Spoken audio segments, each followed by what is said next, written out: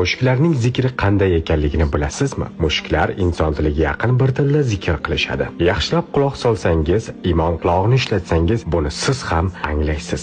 Ular bizning zabonimizga yaqin bir tilda ya rahim deyishadi. Xirxirlari orasida shu zikrni aytishadi. Shuning uchun mushuklar bor joyga Allohning marhamati, barakasi yog'iladi. Uyingizda mushukning borligi ham ma'naviy, ham moddiy kasalliklarga shifo bo'lishini bilarmidingiz? Mushuklar atrofga pozitiv energiya yoyishadi. Darhaqiqat, u kishidagi stressni oladi va barakaga sabab bo'ladi. Alloh azza va jalla mushuklarning rizqini sizning rizqingizga qo'shib jo'natadi. Mushuk boqayotgan inson uning yemishini olishim hamyonimga zarar deb o'ylamasligi kerak. Payg'ambarimiz alayhisalom ham mushukni juda ham yaxshi ko'rganlar. Hatto sahobalardan biriga mushuk otasi kunyasini berganlar. O'sha sahoba jubbasining etagida mushuklarni parvarish qilar edi. Payg'ambarimiz alayhisalomning uylariga kirib chiqib yurgan Muazzo laqabli mushuk bo'lar edi. Rasululloh alayhisalom mushuk suv ichgan yerdan tahorat olganlarida sahobalar o'sha suvning pok yo nopokligi haqida so'raganlarida pokligini aytganlar. Bugungi ilm-fanga ko'ra mushuklarning og'zida bakteriyalarga qarshi